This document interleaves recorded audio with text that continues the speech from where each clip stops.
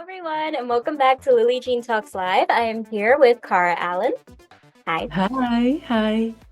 Well, we're doing good because we just had like a girl fest happening from the beginning. So then there's that. You're so interesting because costume design, you're casting things too. I mean, this is insane. Ah, And you're a classically trained actress with everything you've done. So I want to like go right in. First off, I love history. So costumes, I've seen some of the things you've done, and oh my God. I mean, your attention to detail is insane. How do you thank do this with keeping it accurate to periods, but also giving your own style to it? And like, I don't know, making it look nice. I can't do this with my hands. So, first of all, I have very good help. I have amazing seamstresses and historic advisors to my disposal, which helps a lot. I don't have a historic background, so I had to learn all of that. I have a costume background in the sense of I'm self-taught, so I never went to school for any of this, I'm not the costume side. Yeah, it was actually my mum. She taught me how to sew when I was little. And I kind of, because of my body type, I guess, I have an hourglass shape. So a lot of clothes really do not flatter us girls. And I started out by just making my own, customizing my own clothes, then going into making my own clothes. And it was more, I didn't see it as anything but a hobby, really. And later on, it was actually when I joined the Clan Ronald Trust that it became more apparent that I was needed. We had a really big costume department, and there was this request coming in. And because our costume department is mainly based on male attire, there right. wasn't much for the ladies at all. And if there was, it just was like peasanty. I'm like, that's, medieval peasantry is not Things too. exactly, it's not the vibe. So Right. why not start making really good stuff? Right. Wow. We had the fabric, and I had amazing colleagues and volunteers as well, Deanna particularly, to work with. And I thought, why not start making really good stuff? So I started buying patterns, and we started making costumes. And it wasn't systematic. We just made costumes for jobs that came in. So we had one that's 1800s. We were making 1800s costume. We had a medieval one. We'd make medieval costume. And eventually, we ended up with quite a good repertoire of costumes for females. And that's when I thought, hey, why not make a fashion film? And simply for the reason of showcasing to clients what we have. Right. That was the initial idea. And then that's how Fire and Lace was born, which I don't know if you've seen it, but it's not Where is it released on? yet. Oh, it's not released. Okay. Okay. It's a short film. It's just finished doing the festival circuit for 24, and it's won Best Costume in Glasgow at the HB Film Festival. Wow. And it's Amazing. been nominated three other times. So yeah, we've done really well, but it was basically, demand. It was a case of I had this skill and there was demand and there was need or lack of something. So we made it, we cracked on and made it.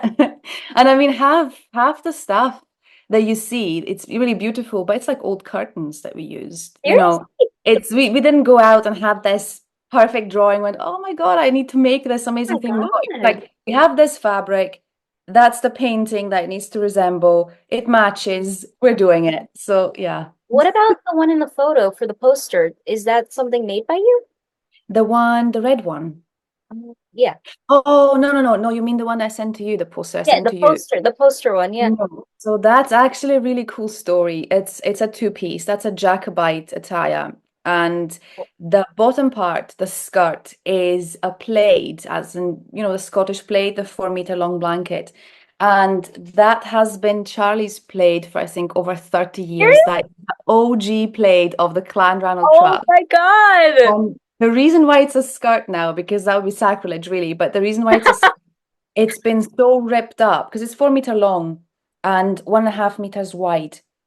And it's been so ripped up along the seams, which is the 1.5 meter part, that I got to cut that off or rip it off rather, because you don't cut plaid. It's wool. You can't, you would destroy it if you cut it. But I ripped it off, and it was just because it's so folded, like there's a Right. lot of fabric there. You just fold pleat, pleat, pleat, pleat.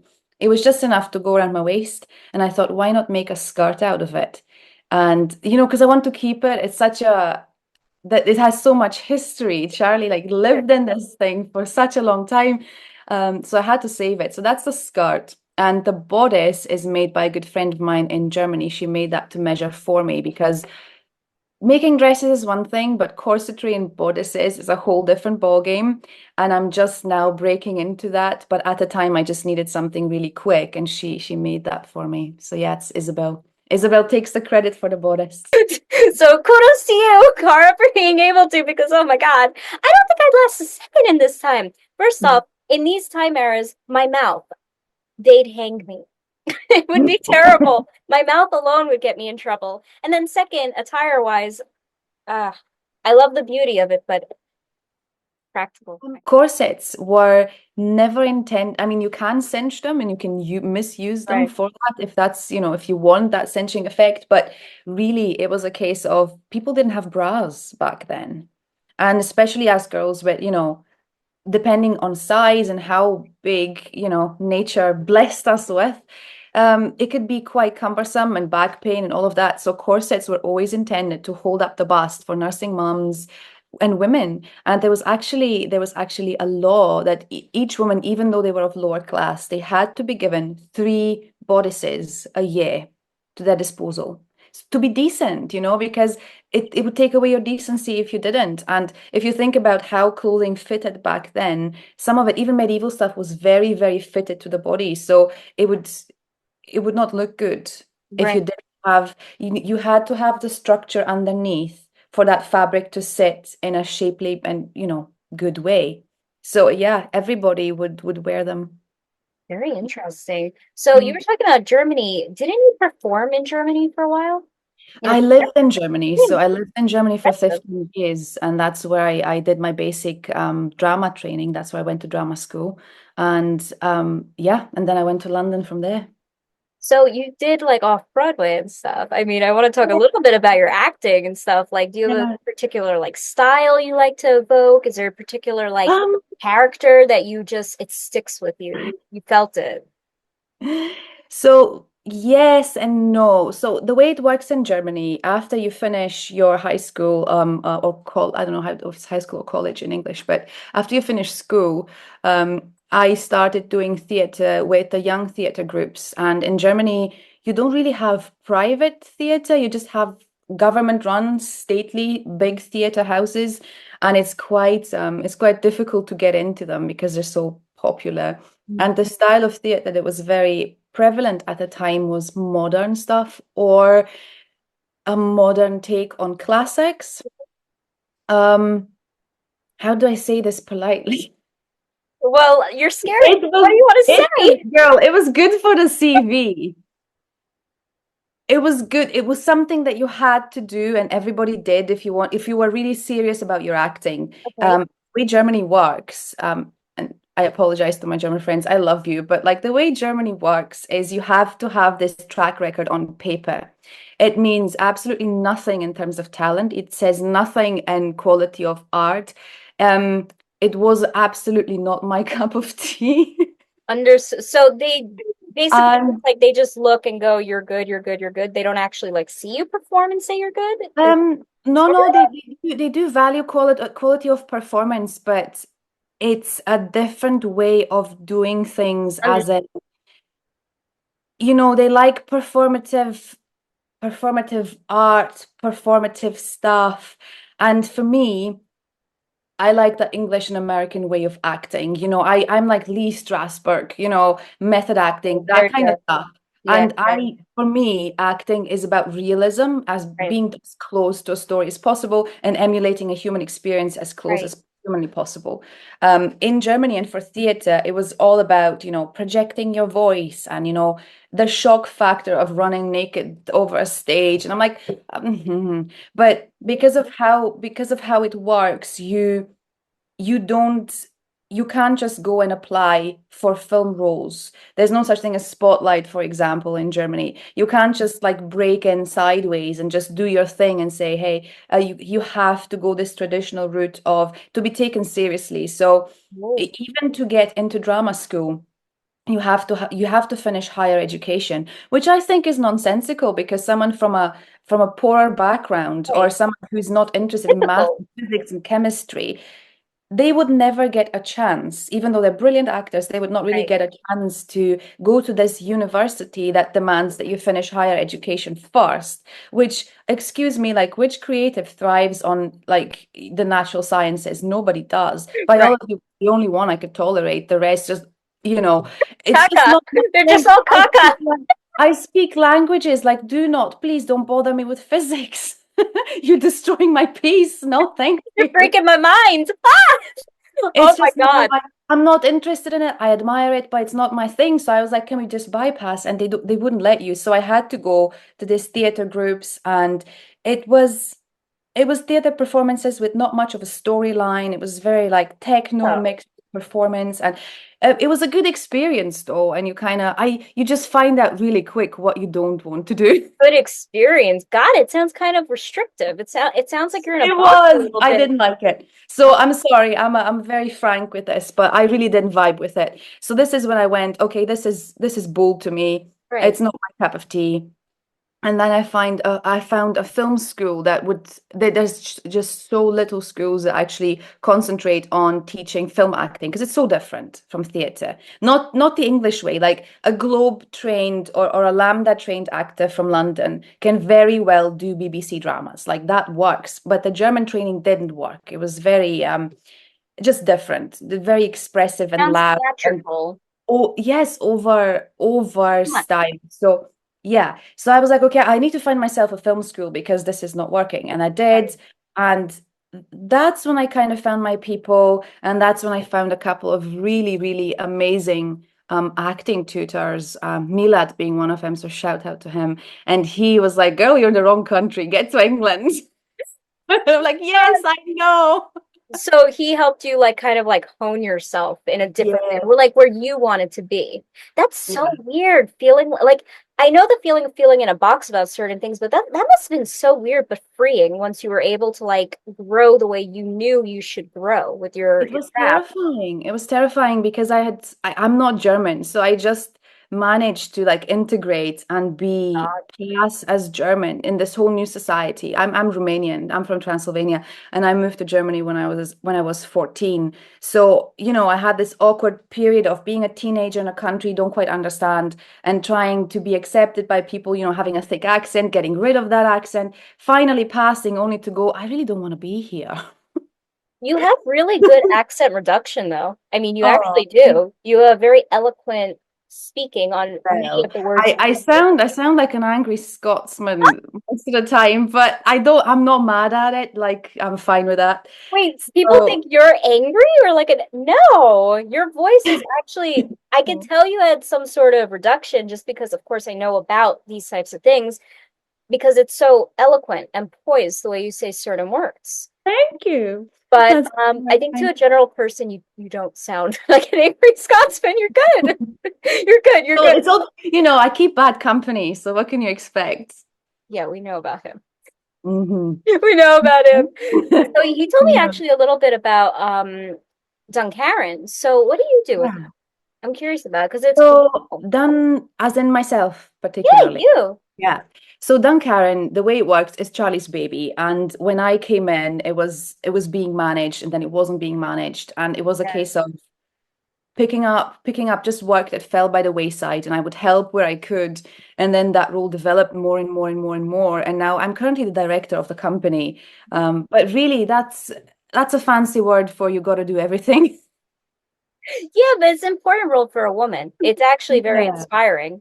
You know, there's Yes. lots of it is. people who watch this. You literally could be inspiring somebody out there like, oh, I can Yeah. do that. I mean, Charlie told me a little bit about how Duncarron does like these events, you film Mhm. stuff there. And then I saw like you do like a casting director sort of thing. Like you Yes, got that's hands everywhere. yeah, it's different. This entity that we now as a Mhm. as a couple run has Yeah, many foundations. So yeah, so Duncan, much. the village is like the venue. So there's a Right. lot of venue stuff, venue hire, it's a film set, it's a location, we do events, there's education stuff going on. And then Combat International is a different company, but a company that very much supports Duncarron. So Combat International is the combatants that go on set with Charlie. So that's that side of it. And but they also raise the funds to build the village. Um, and so it's all intertwined, but it's separate entities. And casting is in terms of we do get requests for actors as well now, which is new. It used to be just combatants, people that looked really good fighting. We do get requests for actors and minor roles and women and children. So we kind of developed that side of it and opened up our books to various different characters and people. So yeah, that's where the casting comes in. And it's just something that Charlie's not, he doesn't have a scope for it and B interest for it. So that's just what I do. If something comes in, I would book people and place them in roles and suggest them for stuff. And if they get taken and do really well, which has happened, I'm very, very happy. I mean, casting must be kind of weird, no? Like you went from acting, right? And now you're doing casting and you know that other side of things. So it's like, how does that go? How does that go? Like, do you feel Um, bad like if you know somebody like really well? no, because it depends if you gatekeep or not. Because if you have, I have no interest in not telling people the truth because I'm not. With casting, I mean, I do the casting at our end. They still will have to go and do the casting on the other end as well. Oh wait, So so you're it's like sort of, in between. yes, I'm in Oh, between. okay. Okay. Sometimes I do get to do the end of line casting as well, but that's for our own productions. But if a different production, an outside production comes to me, I get to pick the people that are suitable, that I know have the experience and are suitable. And then the nice thing is I get to prep them and prime them because most of them are not professional actors. And I get to give them a little bit of an insight because I understand the hustle. Oh, I've right, been right. there in both chairs.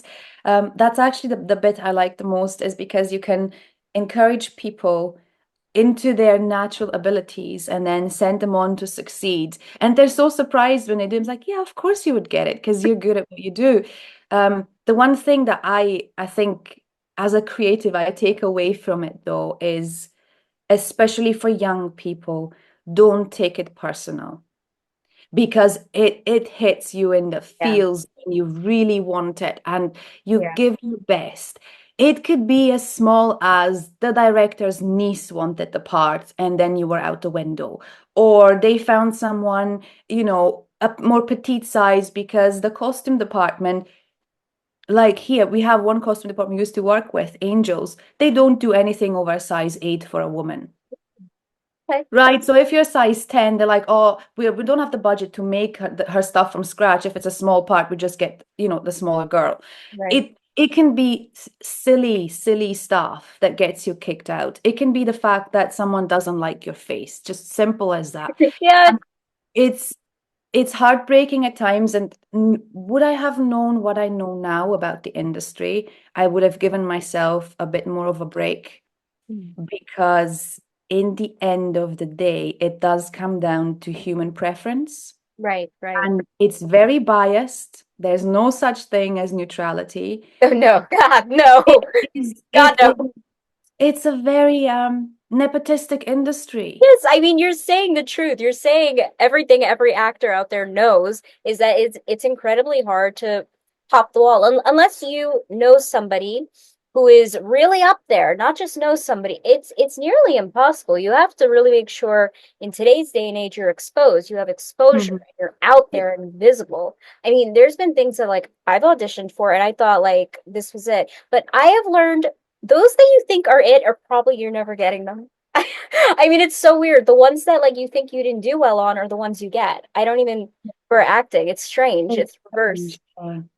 Yeah. I Yeah, think because we're so used to like we perform, but we also like watch ourselves perform true. while we do it. And I think when you think, oh, I did really well, you're probably too busy watching yourself than being You're in the not moment. focused. Yeah. And because it's the strangest thing what people pick up on, and Yeah, it's the yeah. hardest thing to do. The hardest thing to do for us is to let go of that incessant need to control every little bit Mhm. about yourself. And Right. then you get nervous and your voice breaks, and then you're like, oh, I messed up. You got to But go with it. You have to keep going. you've got Yeah. getting to that, and I think getting older is a good thing in this industry in the sense of the older you get, the less of a shit you give. Excuse my French. You could say it. It's, Je comprends you aussi. And the more experience you have, the less you care. You know, this one job in the grand scheme of things will not change your life. Sometimes it can, but sometimes it won't. And you just do it and you allow yourself to relax Right. into it. Whether I remember what, oh my God, back when I started, I would obsess about what to wear, how to present, how to stand, how my voice. And it just makes you insane, and you have this super overcritical idea of yourself, and you just pull yourself to bits. And looking back, you're like, I did, I was all right. I was good. Why was I being so hard on myself? So yeah, just take a chill pill. What's meant for you won't Right. pass you by. And just don't give up. And the good thing is, in the UK and in America, the dream is still alive. You can still break into industry sideways, through the window, through the basement. You can still make it. Tunneling. So just the crazier things have happened. That's the thing I really love about the UK and the USA. Have you ever done acting in America or no? No, not in America, just in the UK. Would you want to? Or like, Yeah, I mean, why not? that'd be cool. Oh my God, America's we have to get dream. We together. love the US. We love the US. We've done for my honeymoon, I've done the Route 66 with Charlie on a Oh, bike. really? Oh, cool. Did you guys like it? Did you Oh laugh God, or that no? was amazing. Yeah. You We know, love he the US. he said something very funny. During the interview I did with Charlie, he said he was talking about East Coast and West Coast, and I said to Mhm. him, "You do know I'm from the East Coast, but like America." And I'm so confused because I was like, "Where does chick come from?" Because in America, that's not a nickname here. And he was like, "Oh yeah, on the East Coast, this is what they call people." Yeah. West, and I was like, "Yes." I don't know because It's just obviously the we're two thing. different continents across the Hmm. pond. He told me though that you guys are doing like new movies. Are you going to be starring in any of them? Yes. So see, when Fun. the fashion film I mentioned to you Yeah, before, um, because we only had pictures of our costume department, I thought, some clients, they just need visual representation right, of, if you take a picture of a garment on a hanger, it doesn't look the same as it would on right, a person. And it doesn't look the same in motion and on camera, right, because right, especially with natural fibers, like you can't use polyester, you can't use sheen, because the camera picks it up. So, it right. looks really bad. So I thought, why not make a movie? And then first movie would have been Fire and Lace, which is the one which won the awards. And then go on to do a movie about the combat department, which is just lots and lots and lots of fighting and gore and special effects, and then so on and so on. But because I only wanted to make a fashion film with no real story, but then whilst we were working on it, a Right. story did emerge, and we just couldn't help ourselves, and we did some acting, and we did the thing, and it Very went on to be quite successful. So we're like, why not just continue to do the thing, cool. do the whole package? And our second short now is called the Jacobite by name. It's gonna do the festival circuit next year, and then it's gonna be out on release to the public. And we're very excited because it's fired up so many people to come up with ideas for new short films. And obviously, we sit at the source. We have a costume department, we have Right. actors, we You have have the everything. location. We live in Scotland. Why not? So it's opened up this whole new, let's produce our own stuff.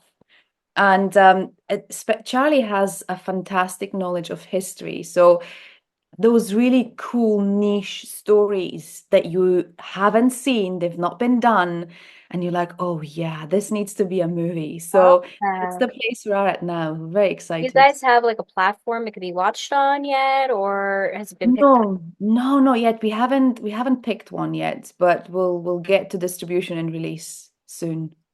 Yeah. Definitely. Cara, it is amazing having you on today. You are like Linda. You're like a tiny little pretty bubble with so much love and energy. I love you. You're so sweet. Honestly, Oh, it's thank a you. very pleasant way to spend my morning. Where can people like check out Duncarron and see all this stuff that's going on? Yeah, so keep an eye on Instagram and Facebook, Duncan Medieval Village. We're on TikTok as well. And yeah, I mean, keep an eye on Charlie. He does some really cool stuff at the moment, and he has some really cool releases coming out, but he's not allowed to talk about them. So He was keep an good. eye He was good, on by the way. He didn't do it. He didn't like. He was good. No, no, no, we'll get the waggy finger if we do. It's very, very cool, and I think a lot of people will enjoy it. So keep an eye on Charlie Chick Allen's site. And I need to get better because I have my site is private because I kind of mix and match private stuff with movie stuff. I need to like make an Separate, Instagram that's just for work because it's getting more and more busy and right? yeah, I need to do it. Thank you, Cara. Yeah, thank you, Lily. Such a pleasure to meet you. Oh.